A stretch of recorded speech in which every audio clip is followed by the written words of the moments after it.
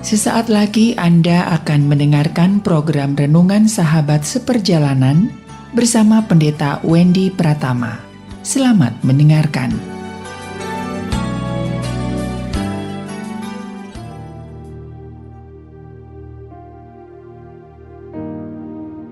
Selamat berjumpa kembali dalam layanan audio Sahabat Seperjalanan. Hari ini adalah hari Kamis 18 Mei 2023. Tema renungan saat teduh kita dengan judul Hidup Saleh versus Hidup Salah. Hidup saleh atau hidup salah. Firman Tuhan terambil dalam 1 Petrus 3 ayat 15 dan 16. Tetapi kuduskanlah Kristus di dalam hatimu sebagai Tuhan, dan siap sedialah pada segala waktu untuk memberi pertanggungjawaban kepada tiap-tiap orang yang meminta pertanggungjawaban dari kamu tentang pengharapan yang ada pada kamu. Tetapi haruslah dengan lemah lembut dan hormat, dan dengan hati nurani yang murni, supaya mereka yang menfitnah kamu karena hidupmu yang saleh dalam Kristus menjadi malu karena fitnahan mereka itu. Mari kita berdoa. Bapa yang di dalam sorga, biarlah kami menjadi anak-anak Tuhan yang berjuang hidup dalam kesalehan dan bukan hidup dalam kesalahan. Dalam nama Tuhan Yesus kami berdoa. Amin. Shalom sahabat seperjalanan yang dikasihi Tuhan. Kita tahu bahwa surat Petrus adalah surat yang ditulis oleh Petrus kepada berbagai jemaat yang dilayaninya. Mereka sedang menghadapi tekanan penganiayaan, bahkan juga ancaman pembunuhan. Karena kita tahu dengan jelas murid-murid Kristus pada zaman rasul-rasul, mereka adalah sebagai bagian minoritas yang dikejar-kejar, yang tidak disukai. Karena iman kepercayaan yang dimilikinya dianggap bertentangan dengan keyakinan dan nilai-nilai daripada orang-orang dan negara atau bagian-bagian yang ada penguasa pada zaman itu. Sehingga kehadiran Kristus dianggap sebagai sebuah pemahaman yang bisa merusak keyakinan mereka, sehingga mereka dikejar-kejar. Mereka difitnah, mereka diancam, mereka dikucilkan. Semua murid-muridnya itu dalam keadaan tekanan, tidak seperti sekarang. Kita hidup di zaman dunia modern yang setiap orang punya hak yang sama untuk menunaikan iman dan kepercayaannya. Kita akan sulit memahami apa yang terjadi pada waktu itu karena kita tidak ada berada dalam kondisi mereka. Namun sewaktu kita belajar memahami, kita akan paham dan tahu bahwa kehidupan yang saleh di tengah-tengah tekanan itu jauh lebih sulit. Sementara kita manusia, untuk hidup saleh di tengah-tengah kondisi yang didukung oleh aturan, didukung oleh regulasi, didukung oleh hukum, didukung oleh negara. Tidak ada yang menghambat, kita pun hidupnya tidak benar. Kita hidup tetap dalam kesalahan. Kita melihat bahwa kehidupan yang saleh adalah sebuah tindakan yang diperintahkan oleh Tuhan dan diingatkan oleh Petrus kepada jemaat-jemaat, para murid-muridnya yang dilayaninya. Kenapa demikian? Sewaktu kita baca pada ayat 15 dikatakan, tetapi kuduskanlah Kristus di dalam hatimu. Atau ayat ini berkata, tetapi hiduplah saleh di dalam hatimu, di dalam Kristus, dan siap sedialah pada segala waktu untuk memberi pertanggungjawaban kepada tiap-tiap orang yang meminta pertanggungjawaban dari kamu tentang pengharapan yang ada padamu. Tetapi haruslah dengan lemah lembut dan hormat. Jadi ada orang yang akan bertanya, sewaktu kita mempercayai Tuhan, meyakini Kristus Juru Selamat, Tuhan di atas segala Tuhan, Raja di atas segala Raja. Kita yang memegang kebenaran firman Tuhan sebagai bagian daripada pelaksanaan hidup yang benar di hadapan Tuhan. Orang akan bertanya, mempertanyakan apa yang kita yakini, apakah juga dihidupi oleh kita. Kita mengenal firman yang benar, tapi apakah hidup kita benar? Kita mengenal firman yang kudus, tapi apakah hidup kita kudus? Kita, orang lain mengenal tentang firman Tuhan, Alkitab mengajarkan tentang kasih, apakah kita sudah hidup dalam kasih?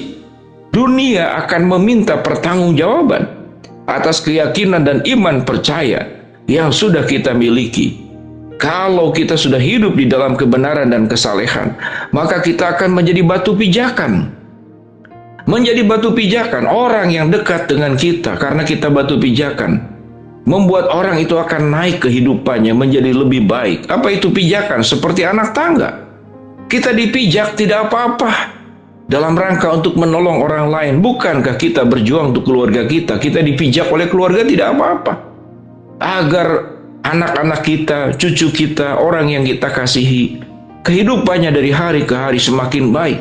Menuju ke atas, bukan turun ke bawah, ke lembah kegagalan dan ke lembah kehancuran. Itu namanya kita menjadi batu pijakan. Tapi kalau menjadi batu sandungan, kita hidup dalam kesalahan, bukan hidup dalam kesalehan.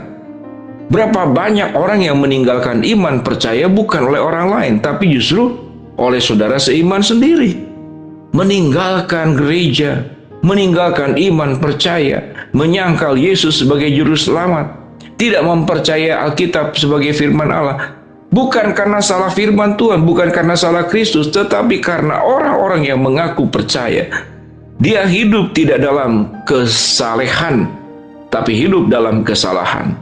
Dirinya hidup tidak menjadi batu pijakan, tapi dirinya hidup menjadi batu sandungan. Kemanapun kita ada, membawa sakit hati. Kemanapun kita hadir, menimbulkan luka-luka buat hidup orang lain. Betapa rusaknya sikap hidup yang seperti demikian. Itu yang firman Tuhan katakan. Ialah kita punya pertanggungjawaban kepada orang-orang yang mengenal kita. Ayat 16 dikatakan, dan dengan hati nurani yang murni, supaya mereka yang menghina kamu karena hidupmu yang saleh dalam Kristus menjadi malu karena fitnahan mereka itu. Jadi ada orang yang kita hidup dalam kesalehan, hidup dalam kebenaran, hidup dalam kekudusan, lalu menfitnah kita. Itu kan yang dialami oleh murid-murid dan pengikut-pengikut Petrus, sehingga surat Petrus dituliskan kepada jemaat-jemaat yang mengalami penganiayaan, yang dikejar-kejar, bahkan terancam nyawa, dikucilkan, didiskriminasi, diperlakukan sebagai kelompok sosial yang lebih bawah daripada mereka. Bagaimana kemudian Alkitab berkata, biarlah engkau tetap hidup dalam kesalehan dan menjaga hati nurani yang penuh dengan kemurnian. Sahabat seperjalanan yang dikasihi Tuhan, hidup dalam kesalehan dan hidup dalam kesalahan adalah pilihan. Kita akan mengambil bagian yang mana, hidup saleh atau hidup salah. Itu ada pilihan.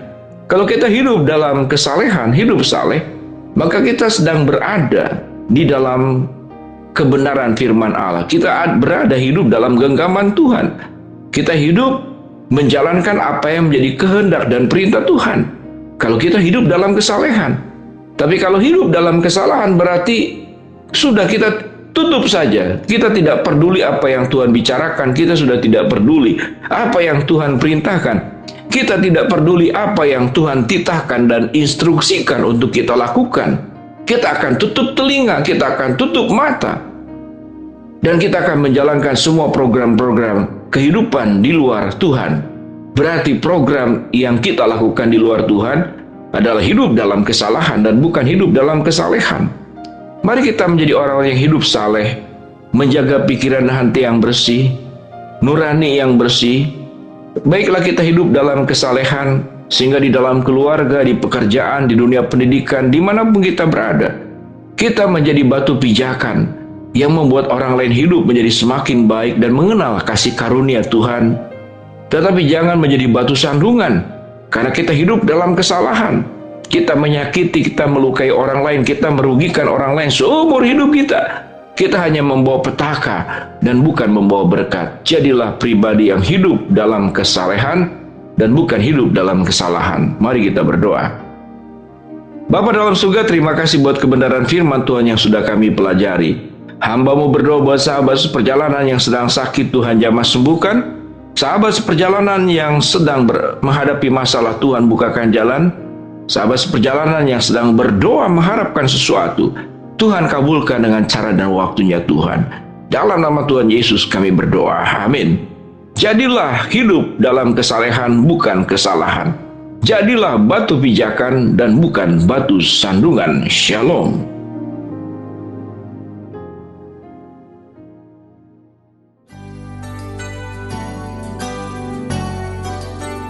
Anda baru saja mendengarkan program Renungan Sahabat Seperjalanan bersama Pendeta Wendy Pratama.